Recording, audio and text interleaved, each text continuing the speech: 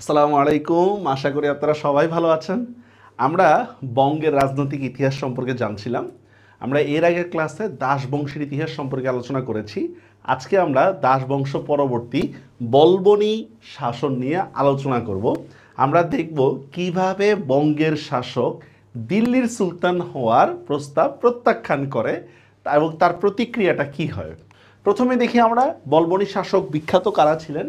এক নম্বর হচ্ছে বুগরা খান। ইনি দিল্লির মসনদে বসতে অস্বীকৃতি জানান, অথচ এই বুগরা খানকে কিন্তু গিয়াসউদ্দিন বলবন পাঠাইছিল হচ্ছে তুগরিল তুগান খান বা দাসদেরকে প্রতিরোধ করার জন্য। পুত্র কায়কোবাদ দিল্লি সিংহাসনে বসেন, বঙ্গকে 4টি প্রদেশে ভাগ করেন। আমরা পরবর্তীতে এইটার গুরুত্বটা সম্পর্কে আলোচনা করব। কায়কাউস মুসলিম আধিপত্য পূর্বাঞ্চলে বিস্তৃত হয়, নিজের নামে মুদ্রা প্রচলন করেন। ফিরোজ শাহ সিলেট বিজয় করেন, সুন্দরবন অঞ্চলে ইসলাম প্রচার শুরু হয় তার আমলে। তার মৃত্যুর পরে উত্তরাধিকার সংক্রান্ত যুদ্ধগুলো শুরু হয়। গিয়াসউদ্দিন নাসিরউদ্দিন ছাড়া সব ভাইকে হত্যা করে ক্ষমতায় আসেন। নাসিরউদ্দিন পালিয়ে দিল্লির সম্রাটকে বাংলা আক্রমণের অনুরোধ করেন। দিল্লির বাদশাহ গিয়াসউদ্দিন তুগলক অভিযান পরিচালনা করে তাকে পরাজিত করে বন্দী করেন। মানে এই গিয়াসউদ্দিন কিন্তু বেশ কি বলা যায় এটাকে স্বাধীন চেতা মনোভাবের ছিল। পরে মোহাম্মদ বিন তুগলক তাকে মুক্তি দেন, কিন্তু গিয়াসউদ্দিন স্বাধীনতা ঘোষণার চেষ্টা করলে তাকে নির্মমভাবে হত্যা করা হয়। আচ্ছা, পুরা ডিটেলস আমরা কি সামনে আসি আমরা দেখি। প্রথমে দেখেন বলবনী শাসনের সূচনা ঘটে কিভাবে। 1287 সালে পিতা গিয়াসউদ্দিন বলবন মারা গেলে বুগরা খান দিল্লির কর্তৃত্ব অস্বীকার করেন। দিল্লি তোর আমি মানি না। এ সময় তিনি নিজেকে স্বাধীন সুলতান বলে ঘোষণা করলেও বঙ্গে স্বাধীন সুলতানি যুগের সূচনা ঘটে। এই সময় দিল্লির প্রভাব থেকে বঙ্গ নিরাপদ ছিল। বলবনী শাসনের শেষাংশে এসে উনি বঙ্গকে 4টা ভাগে বিভক্ত করেন। কি কি? একটা হচ্ছে লখনৌতি, সাতগাঁও, সোনারগাঁও ও চাটগাঁও। এই 4টা ভাগে বিভক্ত করেন। এই সময় শক্তির সম্পদে বেশি আগায় ছিল হচ্ছে সোনারগাঁ। আমরা বর্তমান সময় যেমন দেখি ঢাকায় গিয়ে আছে, ঠিক এই টাইপের। নাসিরউদ্দিন বুগরা খান। বুগরা খান ছিলেন গিয়াসউদ্দিন বলবনের কনিষ্ঠ পুত্র। তুগরল খানকে পরাজিত করে বুগরা খান লখনৌতির শাসক নিয়োগ করা হয়, কিন্তু কিছুটা অলসপ্রিয় আরামপ্রিয় আছিল, কারণ দিল্লির সিংহাসনে যেয়ে বসবে তাকে অনেক ঝামেলা পোহাইতে হয়। গিয়াসউদ্দিন বলবনের বড় ছেলে মোহাম্মদ মোগলদের সাথে যুদ্ধে নিহত হন, ফলে বলবন শোকাহত হয়ে বুগরা খানকে দিল্লির সিংহাসন গড়তে অনুরোধ করেন, কিন্তু বুগরা খান সেটা গ্রহণ করেন না যে আমি দিল্লির সিংহাসনে বসবো না। বলবনের মৃত্যুর পরে তার নাতি ও বুগরা খানের ছেলে কায়কোবাদ দিল্লির সিংহাসনে বসে, কিন্তু কায়কোবাদ দ্রুতই হচ্ছে পাপপূর্ণ জীবনে পদার্পণ করে। আমরা এটা হচ্ছে মামলুক শাসনের সময় আমরা পড়েছিলাম এটা। এই সুযোগে তার উপদেষ্টা নিজামউদ্দিন ক্ষমতাবান হয়ে ওঠে। পুত্র কায়কোবাদের শাসন কার্য অবহেলা ও উজির নিজামউদ্দিনের ঔদ্ধত্যের খবর যথারীতি বুগরা খানের নিকট পৌঁছায়। তিনি পুত্রের চরিত্র পরিবর্তনের জন্য পত্র দিল, তা প্রত্যাখ্যান হয়। খুবই স্বাভাবিক, যে পাপে আছে সে তো আর পাপের থেকে ফিরে আসতে পারে না। পরবর্তীতে বুগরা খান নিরাশ হয়ে দিল্লির সিংহাসন আক্রমণের প্রস্তুতি নেয়। যুদ্ধের পূর্বে পিতা পুত্রের একটা মিলন হয় এবং সেখানে পিতা পুত্রকে কিছু উপদেশ দেয়, মানে ছেলেকে কিছু উপদেশ দিয়ে লখনৌতে আবার ফিরে আসে যে তুমি এমন এমন করো না। বেশ একটা আবেগ ঘন ইমোশনাল একটা পরিবেশ সৃষ্টি হয় সেখানে। কবি আমির খসরু এই হৃদয় বিদারক ঘটনাকে তার বিখ্যাত কিরানুস সাদাইন গ্রন্থে উল্লেখ করেছে। এই দেখেন, এই যে গ্রন্থটা দেখছেন যে কিরানুস সাদাইন, এই যে আমির খসরুর লেখক। কিন্তু কায়কোবাদ আবার পাপপূর্ণ জীবনে প্রবেশ করে, অতিরিক্ত মদ খায়, ফলে দরবারের উপদেষ্টা যারা ছিলেন প্রকাশ্যেই হচ্ছে কি করে তাকে ক্ষমতাচ্যুত করে কায়মুর্সকে ক্ষমতায় বসায়। কিন্তু এইটা নিয়ে গৃহবিবাদ শুরু হয়েছে, কারণ যেহেতু শাসন ব্যবস্থা স্টেবল না, বাস এই যে অন্তর্দ্বন্দ্ব বা প্রাসাদ ষড়যন্ত্র এটা কিন্তু শুরু হয়। তারপর কায়কোবাদ ও কায়মুর্স নিহত হয় এবং জালালউদ্দিন খলজি দিল্লির ক্ষমতায় বসে। আমরা খলজি বংশের শাসন নিয়ে আলোচনা করছিলাম, সেখানে কিন্তু বিস্তারিত আলোচনা করেছি। পুত্র ও পৌত্রের মৃত্যুর সংবাদ শুনে বুগরা খান শোকাহত হয়ে পড়েন। এমতো অবস্থায় পুত্র কায়কাউসের নিকট সিংহাসনের দায়িত্ব দিয়ে তিনি বিশ্রাম গ্রহণ করেন। বুগরা খানের শাসনামলের শেষের দিকে বাংলায় মুসলিম রাজ্য 4টি স্বতন্ত্র ভাগে বিভক্ত হয়। বিহার, লখনৌ দেবকোট অঞ্চল, সাতগাঁও হুগলি অঞ্চল ও সোনারগাঁও অঞ্চল এভাবে বিভক্ত করা হয়। এবারে রুকনউদ্দিন কায়কাউস, তার রাজত্বকালে মুসলিম আধিপত্য বাংলার পূর্বাঞ্চলে বিস্তৃত হয়। তিনি বঙ্গের রাজস্ব থেকে মুদ্রা প্রচলন করেন। পশ্চিমে বিহার। কেন রাজস্ব থেকে মুদ্রা প্রচলন?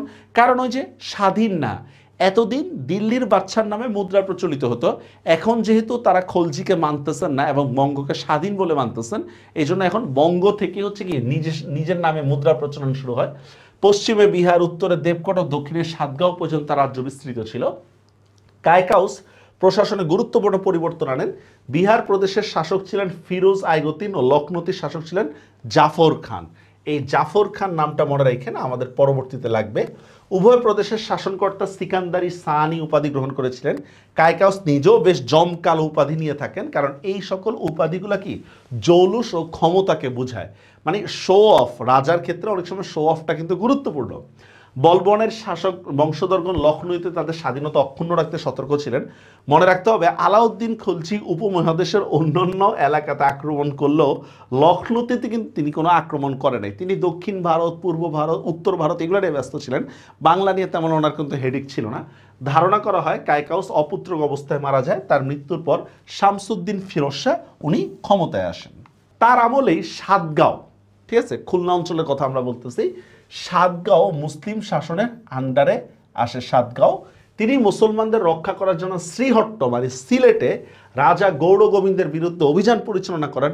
ওই যে শাহজালাল রহমতুল্লাহ সিলেটের ঘটনা, যে কোরবানি করছিল, গোস্ত পাওয়া গেছে, চিল গোস্ত নিয়ে গেছে, পরে তাকে 2 টুকরা করা হয় ইত্যাদি। সিলেট বিজয় ছিল সুলতান শামসুদ্দিন ফিরোজ শাহের সর্বাপেক্ষা উল্লেখযোগ্য ঘটনা। শিলালিপি অনুসারে ফিরোজ শাহ সিলেট জয় করেন। সিলেট বিজয়ের সাথে শাহজালাল রহমতুল্লাহ এবং সেনাপতি সৈয়দ নাসির উদ্দিনের নামটা জড়িত। নিজের অবস্থা সুসংহত করার পর ফিরোজ শাহ রাজ্য বিস্তারে মনোনিবেশ করেন। এই সময় লখনৌতির মুসলিম রাজ্য বিহার, উত্তর পশ্চিম বাংলা ও লখনৌর মধ্যেই সীমাবদ্ধ ছিল। লখনৌতি বলতে কোন জায়গাটা বলতো দেখেন, বিহার, উত্তর পশ্চিম বাংলা আর লখনৌ এইটুকের মধ্যে ছিল। রুকনুদ্দিন কায়কাউস বাংলার পূর্বাঞ্চলে অভিযান শুরু করেন। কায়কাউসের সেই অভিযান ফিরোজ শাহের আমলে শেষ হয়। ফিরোজ শাহের সময় সোনারগাঁ অঞ্চলে মুসলিম সাম্রাজ্য অন্তর্ভুক্ত হয়। তিনি সোনারগাঁ একটি টাকশাল স্থাপন করেন। দেখছেন যে এখন আমরা দিল্লির বাদশার নামে কোনো টাকা ছাপাবো না, এখান থেকে তার মুদ্রা প্রকাশিত হয়েছে। এইভাবে সাতগাঁও বিজয় অভিযান হচ্ছে শুরু করে কায়কাউসের আমলে এবং তার শেষ হচ্ছে ফিরোজ শাহের আমলে। তার মানে বোঝা গেল কায়কাউস মানে তার, সে তো অপুত্রক অবস্থায় মারা গেছে কায়কাউস, তার সময়ে আর কায়কাউস আর ফিরোজ শাহ দুইজনের মোটামুটি অ্যাটাকিং মুভমেন্ট প্রায় সেম ছিল। ফিরোজ শাহ ময়মনসিংহ বিজয় সম্পর্কে তেমন কিছু জানা না। এই ময়মনসিংহ নিয়ে হচ্ছে গিয়াসউদ্দিন বাহাদুর শাহ, এই নামটা লাগবে আমাদের একটু পরে। ময়মনসিংহ নিয়ে কেবল এটুকু জানা যায় তার পুত্র গিয়াসউদ্দিন বাহাদুর গিয়াসপুর একটা কি টাকশাল মুদ্রা প্রচলন করেন। মানে এই যে বাংলার মধ্যে আবার ময়মনসিংহটাও একটা স্বাধীন রাজ্য তৈরি করে হচ্ছে তার ছেলে। ময়মনসিংহ থেকে প্রায় 24 কিলোমিটার দূরে গিয়াসপুর অবস্থিত বলে মনে করা হয়। ফিরোজ শাহের রাজত্বকালে সিকান্দার খান গাজী সুন্দরবন অঞ্চলে হিন্দু রাজা মুকুট রায়ের বিরুদ্ধে এক সফল অভিযান পরিচালনা করেন। ফিরোজ শাহের একটি মুদ্রা সাতক্ষীরা দক্ষিণ প্রান্তীয় অঞ্চলে অবস্থিত একটি গ্রাম থেকে আবিষ্কৃত হয়েছে। প্রায় 21 বছর তিনি দেশ পরিচালনা করছে, এরপর তিনি মারা গেছেন। এই দেখেন, আমরা যে এতক্ষণ বলতেছিলাম যে বঙ্গকে কয়েকটা ভাগে বিভক্ত করে ফেলছিল, এই দেখেন 3টা ভাগ, প্রধানত 3টা ভাগ। কোন 3টা? এই দেখি আমরা, এই যে একটা দেখেন সোনারগাঁও অঞ্চল, আমরা একটা সাইড দেখতেছি আমরা, যেটা মোটা হচ্ছে পূর্ব দক্ষিণ অঞ্চল এটা। আরেকটা দেখতেছি আমরা সাতগাঁও অঞ্চল, এই যে দেখছেন পশ্চিম অঞ্চল বঙ্গের। আরেকটা হচ্ছে কি লখনৌ গৌড় অঞ্চলটা, যেটা উত্তরবঙ্গ টাইপের। এই 3টা ভাগে, প্রধানত এই 3টা ভাগে কিন্তু বঙ্গ অঞ্চলটা বিভক্ত ছিল। আর দেখেন এখনকার বাংলার ম্যাপের মতো কিন্তু তখন ছিল না এখনকার বাংলা ম্যাপ। আচ্ছা, গৃহবিবাদ সূচনা হয় কিভাবে দেখেন, ফিরোজ শাহের মৃত্যুর পরে তার ছেলেদের মধ্যে উত্তরাধিকার নিয়ে দ্বন্দ্ব শুরু হয়। মৃত্যুর পূর্বে ফিরোজ তার পুত্র শিহাবুদ্দিন বুগদাকে সিংহাসনে অধিষ্ঠিত করে যান। কিন্তু দেখেন শিহাবুদ্দিনের ভাই গিয়াসউদ্দিন বাহাদুর, এই নামটা খুবই গুরুত্বপূর্ণ। গিয়াসউদ্দিন বাহাদুর নিষ্ঠুরভাবে তাকে সিংহাসনচ্যুত করে এবং সে নাসির উদ্দিন ইব্রাহিম ছাড়া অন্য সব ভাইকে হত্যা করে। অশোক যেমন হচ্ছে তার ভাইদেরকে হত্যা করে ক্ষমতায় আসছে, সে অনেকটা এরকম। নাসির উদ্দিন কোনো ক্রমে পালিয়ে বেঁচে যান এবং কয়েকজন আমিরের মাধ্যমে তিনি দিল্লির সাহায্য চেয়ে পাঠান, যে দিল্লিতে বোঝায় বলে আমাদেরকে সেভ করেন। এই সময় দিল্লির সুলতান ছিলেন গিয়াসউদ্দিন তুগলক, তার মানে আলাউদ্দিন খলজির সময় না, কিন্তু গিয়াসউদ্দিন তুগলক। এর নামও গিয়াসউদ্দিন, এর নামও গিয়াসউদ্দিন, মানে বিদ্রোহী যে তার নামও গিয়াসউদ্দিন, যে হচ্ছে অভিযান পরিচালনা করবে তার নামও হচ্ছে গিয়াসউদ্দিন। নাসির উদ্দিন ও লখনৌতির কিছু আমির গিয়াস তুগলককে বঙ্গে আক্রমণ করতে জোর অনুরোধ করে। 1324 সালে তুগলক সেনাপতি বাহরাম খানকে বঙ্গে অভিযানে পাঠান। বাহরাম খানের নেতৃত্বে লখনৌতি বিজয় হয়, গেল লখনৌতি গেল। আচ্ছা, এবং কাকে দেখেন, নাসির উদ্দিনকে লখনৌতির শাসক নিযুক্ত করা হয়। ভাইকে বাদ দিয়ে লখনৌতির শাসক কে হইছে, যে নাসির উদ্দিন। এছাড়া তুগলক হিন্দু স্বাধীনতার সর্বশেষ প্রতিনিধি হরি সিংকে পরাজিত করেন এবং সেখানে মুসলিম অধিকার প্রতিষ্ঠিত করেন। ত্রিহুতের নতুন নাম দেন তুগলকপুর। বাহাদুর শাহ এই সময় পূর্ববঙ্গে পালিয়ে যান। তিনি কিন্তু হচ্ছে দিল্লির আক্রমণ রক্ষা না করে, মানে দিল্লির আক্রমণের প্রতিরোধ না করে হচ্ছে ময়মনসিংহ অঞ্চলের মধ্যে হচ্ছে পালায় গেছে। এবারে গিয়াসউদ্দিন বাহাদুর। নাসির উদ্দিন লখনৌতি দখল করলে বাহাদুর শাহ আক্রোশে ফেটে পড়ে, কত বড় সাহস, আমি থাকতে তুই ক্ষমতায় বসছ। তিনি দিল্লি বাহিনীর বিরুদ্ধে বীরত্বের সাথে যুদ্ধ করে পরাজিত হন এবং বন্দী হন, শেষ পর্যন্ত বন্দী হয়েছে। বাহাদুর শাহকে গিয়াসউদ্দিন তুগলকের রাজদরবারে হাজির করা হয়। তুগলক বঙ্গকে দিল্লি সাম্রাজ্যের, আসলে বেসিক্যালি হচ্ছে কি, বাহাদুর শাহ তার ভাইয়ের বিরুদ্ধে লড়াই করতেছিল, কিন্তু তার ভাইয়ের তো হচ্ছে দিল্লির সাপোর্টটা ছিল, এই জন্যই হচ্ছে কি বাহাদুর শাহ সেখানে পরাজিত হয়। তারপর দেখেন, তুগলক বঙ্গকে দিল্লি সাম্রাজ্যভুক্ত অন্তর্ভুক্ত করে নাসির উদ্দিনকে লখনৌতির শাসক ও বাহারাম খানকে এই যে সাতগাঁয়ের শাসক নিযুক্ত করে। বাহারাম খান এই নামটা আমাদের পরবর্তী ক্লাসের জন্য লাগবে। সোনারগাঁয়ের শাসক নিযুক্ত করেন। গিয়াসউদ্দিন তুগলকের মৃত্যুর পরে তার পুত্র মোহাম্মদ বিন তুগলক, ওই যে যা 26 বছর যিনি দেশ পরিচালনা করছেন, বেশ সমালোচিত ছিলেন, তুগলক দিল্লি সিংহাসনে বসেন। তিনি বঙ্গের শাসন ব্যবস্থা একটা ভারসাম্য আনার ট্রাই করেন। কি দেখেন, যে তিনি বন্দি বাহাদুর শাহকে মুক্তি দেন এবং বাহরাম খানের সহযোগী শাসক, কি বলতেছে, বাহরাম খানের সহযোগী শাসক হিসাবে সোনারগাঁয়ে নিযুক্ত করেন। বাহাদুরের উপর আরোপিত শর্ত ছিল তার ছেলেকে জিম্মি হিসেবে দিল্লিতে পাঠাবেন এবং নিজ ও সুলতানের যৌথ নামে মুদ্রা প্রচলন ও উভয়ের নামে খুতবা পাঠ করাবেন। কিন্তু তিনি তার পুত্রকে দিল্লি পাঠানো ছাড়া আর কিছুই পালন করেনি। কারণ এগুলা বুঝায় কি, এগুলো আপনি যে অন্যের অধীন, সুলতানের নামে খুতবা পাঠ করতে হবে, সুলতানের নামে মুদ্রা থাকতে হবে, এটা বুঝাই হচ্ছে আপনি অন্যের অধীন। কদর খানকে লখনৌতির শাসক হিসাবে নিযুক্ত করা হয়। দেখেন, কদর খান এরপর লখনৌতির শাসক। আগে ছিল কে, আগে আমরা দেখতেছি হচ্ছে নাসির উদ্দিন ছিল হচ্ছে লখনৌতির শাসক, এখন বলতেছে কাকে, কদর খানকে লখনৌতির শাসক হিসেবে নিযুক্ত করা হয় এবং নাসির উদ্দিন ইব্রাহিমকে দিল্লিতে ডেকে পাঠানো হয়। নাসির উদ্দিন ইব্রাহিমকে দেখছেন, একটা ভারসাম্য তৈরি করছে। বাহাদুর শাহকে বাহরাম খানের সাথে মিলাইছে, কদর খানকে হচ্ছে আমার লখনৌতিতে দিছে, আর নাসির উদ্দিন ইব্রাহিমকে দিল্লিতে ডেকে পাঠাইছে। সাতগাঁওকে পৃথক প্রতীক হিসাবে ইজুদ্দিন ইয়াহিয়া নামে অধীনে ন্যস্ত করা হয়। আচ্ছা, অতীতে বাহরাম খান ও বাহাদুর শাহ পরস্পর শত্রু থাকলেও 3 বছর তারা দেশ সুন্দরভাবে দেশ পরিচালনা করছে, কিন্তু বাহাদুর শাহ ছিলেন জন্মগতভাবে স্বাধীন চেতা। 1328 সালে আকস্মিকভাবে তিনি স্বাধীনতা আবার ঘোষণা করেন, যে না, আমি অন্যের আন্ডারে থাকতে পারবো না, আমি স্বাধীন। বাহরাম খান আমিরদের সহায়তায় বাহাদুরকে পরাজিত ও নিহত করেন। তার গায়ের চামড়া ছড়ায় দিল্লিতে পাঠানো হয় এবং ভবিষ্যৎ বিদ্রোহীদের প্রতি ভীতি প্রদর্শনের জন্য দিল্লিতে প্রকাশ্যে তার ঝুলায় রাখা হয়, যে বিদ্রোহ করা যাবে না। এইভাবে বঙ্গে বলবনী শাসনের ইতি ঘটে। 1338 সালে বাহরাম খানের মৃত্যু হয়।